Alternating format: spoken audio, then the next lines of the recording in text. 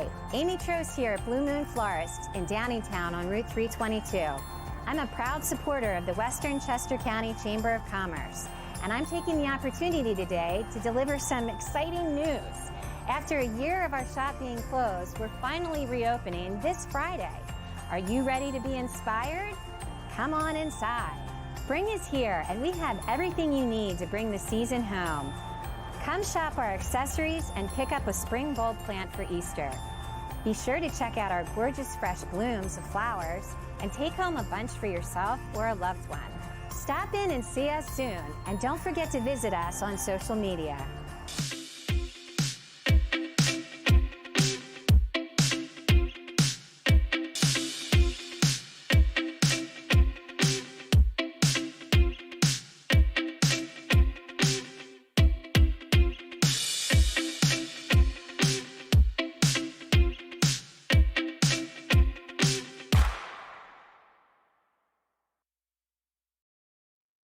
Good morning and welcome to Western Chester County Checks In. I am your host, Justin Chan with Valley Creek Productions.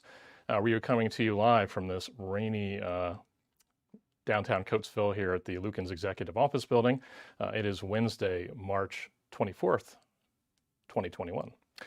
We have a great show for you today, including an update on the vaccine efforts by Quick Stop Pharmacy in Thorndale.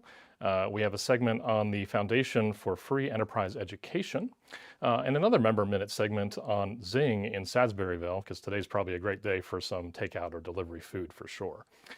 First, we want to tell you about our event last night, but probably a lot of you were there. We were at Victory in Parksburg for our first in-person event for the year. And it was our membership extravaganza, normally held in January, but had to push to March this year. We thank our presenting sponsor for that event, Activated Capital and New Heritage Properties, and our other sponsors, including Valley Creek Productions, Freedom Village Brandywine, Zeke's Incorporated, JS All Things Plumbing, Brenniger Insurance, Quick Stop Pharmacy, Matthew Forrest Hardscape Landscape, and Brown McGarry Nemiroff Attorneys at Law. It was really a great event, and it was great to see everybody in person for a change instead of virtually. So speaking of upcoming events, we have a few events on our books coming forward here. Our next event is virtual. It's our virtual Time for the Trades, and that's going to be April 15th, 8:30 to 9:15. And then our next in-person event will be back at Victory in Parksburg. It's a morning event. It's our Future Focus Community Showcase. That'll be Wednesday, May 5th, 8 a.m. Our next big event is our Gala on the Green, and that'll be at Greystone Mansion, which is in the Lukens Historic District, right across the street from where we are now. And that'll be from 5 to 8 p.m. on Thursday, June 17th. Visit our website, westernchestercounty.com, for more details on those events and also other upcoming events as we add them. If you noticed at the beginning of our show, we did mention we have a new sponsor for this episode and our next show, and that's Blue Moon Florist in Downingtown. We appreciate their sponsorship and wanted to pass along the fact that they are reopening their showroom space this week. They've had it closed for safety reasons for their staff through the last year, only doing pickup and delivery. So they are now allowing customers back in the store this weekend, so go ahead and check them out. And we thank them for sponsoring.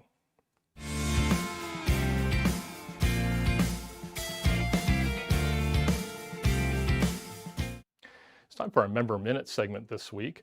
Claudia with Clarell Maintenance and I had a chance to go out to Quick Stop Pharmacy to visit with their staff and find out what they're up to, and also the vaccine efforts that they're providing to their customers in the community. Thank you, Justin. My name is Claudia, and I'm the owner of Clarell Janitorial Services. And today we are in Thorndale at Quick Stop Pharmacy, and we will talk to Alyssa Griffith, the second generation owner of the local pharmacy, and she will tell us more about her business. My father actually started the business in 1988. We were located down the street about a mile, and we moved to our current location in 1997, and we have been here ever since. We celebrated our 30th anniversary a couple years ago. Alyssa explains why locally owned pharmacies are better for the community. I'm very proud, and I love being part of an independent pharmacy. There is definitely a difference between what we do here and what happens at large chain pharmacies. We definitely have a family feel and environment here. All of our staff has been with us for a very long time, and we treat our customers as family and friends.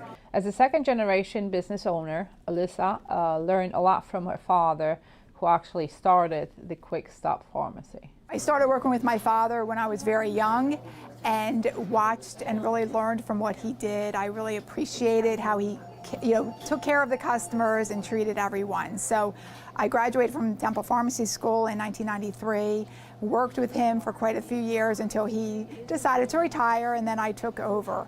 But I really definitely learned and admired everything that he did and everything that he taught me. Quick Stop Pharmacy had to imply a lot of new rules and changes to adjust to the COVID-19 impact. We were very fortunate because healthcare, of course, always is needed, and when COVID started, we were an essential business and we remained open the entire time. Luckily, we have a drive-through window, so in the beginning we closed the outside off for the general public and everybody just used the window. We would do curbside. We also offer delivery, so that was always an option. That did increase and continues even now. We've, of course, do all the social distancing, wearing masks. We have the barriers to protect ourselves and our customers. When visiting Quick Stop Pharmacy, we saw how busy Alyssa and her team are at vaccinating their customers with the new COVID-19 vaccine. We got our first doses at the end of January. I've now vaccinated and done second shots for about 200 people, and now I'm on my third round starting first doses. So we're hoping to start getting vaccines in on a weekly basis so we can continue to serve our community, people that don't have access to computers. This way they can call us, they can walk in, and we can get them taken care of. Quick Stop Pharmacy is providing answers to the community's question about the COVID-19 vaccine. I myself have had both doses. The side effects are mild to moderate, but most people are not having anything more than a 24-hour flu-like symptom, headache, of course, pain at the site of the injection. When visiting Quick Stop Pharmacy, we were surprised to discover the multitude of products that they actually carry. Of course, we are a full-service retail pharmacy, as well as all your medications. We accept we accept all major insurances. We do pet medications. We do compression stockings, graduated compression stockings, and I am a certified fitter. So if you come in or you come in with someone else, I will fit you for the appropriate stockings. We also do braces that we measure and fit you with them. You are not just buying something and taking it home and hoping it fits. We're making sure that you're selecting the appropriate product. We have a full line of durable medical equipment that we sell and also rent, and other health aid products, the commode chairs, aids for daily living, as well as CBD products, full line of vitamins. We have greeting cards that are 50% off every day. As an existing customer of Quick Stop Pharmacy, I can attest of their hands-on approach to each one of their customers. Our pharmacy is really based on relationships. We know our customers, we treat them like friends and family, and it's a lot of times becomes a gathering place for people to reconnect and meet up with other friends that they run into. We are always conscious of the patient's medications, their other disease states, and saving them money, making sure they're getting the most value for their prescriptions. I never let anybody walk out of here paying too much. If there is another option or alternative, if there's a coupon we can find them, we do that. I don't want anybody to have to pay this exorbitant amount for a medication when there is something else that we can do. Alyssa is excited to talk about the future of the business. I would like to continue my education, maybe become a certified diabetic educator, work with smoking cessation and asthma control, so that we can work with the patient to help their disease state and make them a better and healthier patient. We thank Alyssa and her team for letting us visit today. Reporting for Western Chester County Checks In, this is Claudia Montine. Back to you, Justin. Thanks, Claudia, for that report, and thanks to Alyssa and her team for all they do for our community.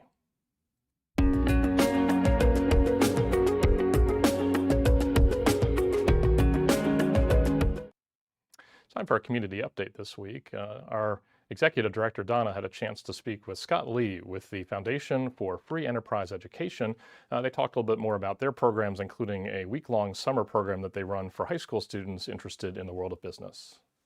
Thanks, Justin. I'm Donna Stelz, the director of the Chamber, and we're here today with Scott Lee, Vice President of Marketing and Development of the Foundation for Free Enterprise Education, which is the proud presenter of the Pennsylvania Free Enterprise Week. And before we get started, I'd like to personally promote PFEW in this program. My youngest daughter, Tricia, participated in this week-long summer program 8 years ago and learned so much. I also volunteered as a class advisor, which was a tremendous opportunity to see firsthand this incredible program. So thanks, Scott, for being here. Well, thanks for having me, Dawn. I appreciate it. Scott, please give us a brief history of PFEW. So PFEW was started by a group of Erie area business people back in 1979. They were finding difficulty hiring employees that knew anything about business. To this day, the PA Department of Education doesn't require any kind of economics or business education to graduate high school. So they went out to Washington State and saw this program, and they really loved what it did. And so they brought it back to Pennsylvania. And in 1979, a group of about 100 students and maybe 50 volunteers got together at Clarion State College for the first ever PFEW program.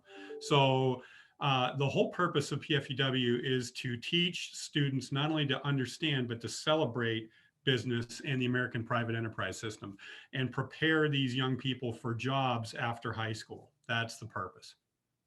Very good. What age students can apply and what is the cost to them? Okay, so current sophomores and juniors in high school, and we take, private, parochial, public, charter, cyber, technical, homeschool, any high school student who is a current sophomore or junior. So that would be a rising junior or senior. They attend PFEW based on a $625 sponsorship that's provided by a business, a chamber, a civic organization, a foundation, an individual in their community. Their buy-in, because students have to have some skin in the game, their buy-in is $295, and that's called their registration fee. Basically, though, I want to make this very clear. If there is any kind of hardship where a student can't afford the $295, we will move mountains to get them there. We will never let money stand in the way. We offer payment plans, reduced fees. Sometimes donors, offset a partial amount of that registration fee. So we'll never let money stand in the way of getting a student to PFEW. Where do students stay, and can you explain the class setup? Sure. We have 2 host campuses. They live on a college campus for a week. Our 2 host campuses are Lycoming College and the Pennsylvania College of Technology, both in Williamsport. We've been at Lyco for 31 years, I believe, 32, something like that, and Penn for, I think, 12 or 13. Wonderful folks, wonderful relationship. But again, Lycoming College, Pennsylvania College of Technology in Williamsport, Pennsylvania. We form teams of about 16 students and 1 adult business mentor called a company advisor. You did that yourself, yeah. So you felt a little bit of the magic. But they become the management team of a real manufacturing company. Well, simulated, but they actually become executives for a week. They will elect their own CEO. They determine how many units of product to produce. We have a robust college level simulation licensed specifically to us. So they make, for a period of 12 quarters, the exact same decisions real business people do. So basically they dive right in and they're immersed in the world of business and they figure it out on their own. Our company advisors, if the great company advisors will go the entire week without answering a direct question. That's the beauty of it. How can chamber members support this important program? I know you mentioned the financial support, but what other things can they get involved with? Well, certainly we have 3 great volunteer opportunities. We talked about speakers. So there are opportunities to become speakers at the program. If you, if you're an entrepreneur, or you run a business, or you have something of value to impart to our students, we'd love to have you speak to our group. Each and every year, we probably have 400 to 450 students on campus. This year, it's going to be a little bit smaller. We're getting back on our feet after COVID and things, but so the speaker opportunity is great. There's a wide variety of different options we have there. So for this summer, what are the dates of the programs? Okay, so week 1 starts off on July 4th and it goes from the 4th to the 9th. Week 2 is July 11th through the 16th. Week 3 is July 25th through the 30th, and week 4 is August 1st through August 6th. So there's plenty of opportunity for not only students, but also volunteers. You have your choice of, 1 of 4 weeks to come. Scott, please explain how the sponsorship from the chamber member businesses works. Okay, so a sponsorship, as I said, is $625, and that gets, that pays for the students' week-long stay.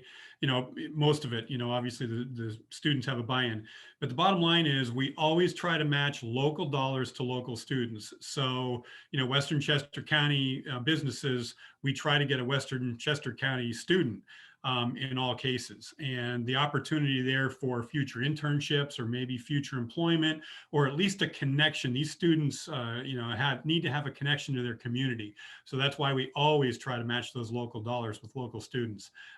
It may lead to things down the road. Our goal, obviously, is to keep students in Pennsylvania, keep students in our community, and make them aware of opportunities. And what better way than to have a local sponsor sponsor a local student? And I know at the end of the week, these students actually handwrite letters to their sponsors, correct? I know in my class of students, there were several students that had never written a letter before as a thank you. Well, it's amazing.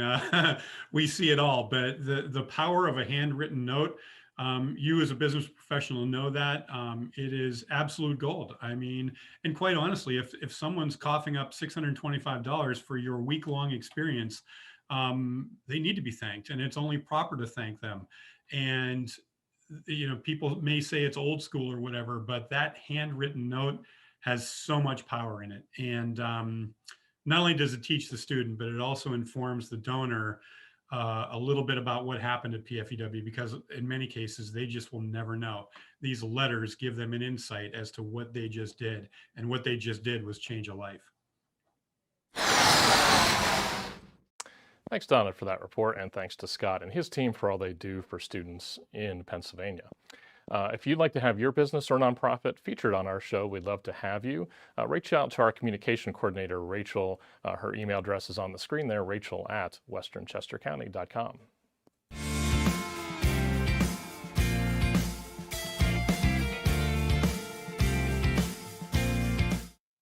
Well, it's almost lunchtime, and on this rainy day, getting some takeout or delivery food's probably not a bad idea.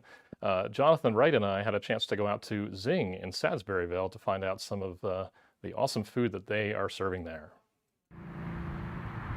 Thanks, Justin. Here we are. We're in Sadsburyville at the famous Zing Sushi.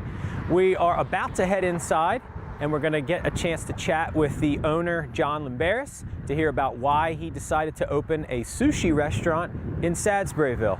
Come on in. So we decided to open Zing Sushi about 6 years ago. We've owned this location for well over 20 years now, and it was originally a convenience store. And the lease was up and the time was right to change over the concept. We had been serving sushi over at the attic at Harry's twice a week with Bobby, and decided to go full bore concept, Asian concept here. Now we talk to the general manager, Bobby Chin. I am a third generation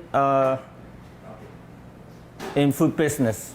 I started off from Philadelphia and went to South Jersey and ended up in Exton for the last 20 years. I am originally from Hong Kong and immigrated to the United States. With so many wonderful choices on Zing's menu, it's easy to see why customers come back time and time again to try new things. However, one dish stands atop as the most popular. Right now, the #1 seller is Zing Wok Chicken. It's lightly battered chicken with red and green bell pepper, onions, and pineapple in a General Tso sauce, which is sweet and a little bit tangy. John tells us about the clientele of Zing Sushi. I always was faced with, would sushi ever work in Sadsburyville, And Our philosophy was build it and they will come, and they certainly have. We draw from a wide range of customer base and location, but primarily we serve the core Western Chester County residential base. And we pull a lot of the same customers, but we also have different customers than at Harry's. But we are so pleased that the community has been receptive and continues to frequent Zing. The design of Zing is striking. Let's hear what John's inspiration was for this cool, unique space. I really wanted to transform the space into something that made it feel more like a BYOB in Manhattan, a little spot that you grab some slice of Asian cuisine at. And we were really successful, I think, in incorporating the textures, the colors, and the feel of something that is not Western Chester County suburban. And we like that when you walk inside, you sort of transform yourself for that bit of time. Zing prides itself on a full range of Asian dishes, focusing on sushi, lots of noodle dishes, and poke bowls. It's a mixture. We have a little bit of everything, a little bit of sushi, a little bit of Chinese, a little bit of Malaysian, and a little bit of Japanese. Bobby explains how dishes can be customized to his customers' specific tastes. Because we have a variety of different ethnic food, Asian-wise, and we also can make up special dishes for them. So I really have to kind of understand where they've been and what restaurant they kind of eat at, and I can recommend beginner sushi or beginner Asian food. Do they like spicy or not spicy? We can make spicy food up to like from 1 to 10. We can make up a 10. I can make you cry. That's how spicy you can get. The future is bright for Zing in Sadsburyville. We like the size. We do takeout and delivery, a lot of that. And the eat-in ability is really the right size. We have incorporated some outdoor here during the pandemic. We may consider doing that permanently. Well, we certainly thank Bobby and John for hosting us today here at Zing Sushi in Sadsburyville. It was great to learn about all their dishes, some little background of them and the restaurant itself. And you know, as a on-location reporter for Western Chester County Checks In, sometimes it's a difficult job, and sometimes it's not. Back to you, Justin. Thanks, Jonathan, for reporting that for us, and thanks to John and the team at Zing for hosting us. Like Jonathan said, that was not a difficult story for us to cover, and they treated us to a great lunch afterwards, and we thank them for that and for letting us take a little time out of their busy day and cover. So that'll do it for our show today. We invite you to join us for our next episode, which will be on Wednesday, April 7th. We're going to be coming to you live from our sponsor, Blue Moon Florist in Downingtown, with a guest host, our communication coordinator, Rachel Cathell, will be hosting. We're going to have a great story on some floral arranging from the owner of Blue Moon Florist, Amy. And we're also working on a story on the Iron and Steel Heritage Museum, where we're located here, about their new visitor center, which is going to be opening later this summer. So that's it for now. I'm your host, Justin Chan. We thank you for watching. Stay dry this afternoon, and we will see you in 2 weeks.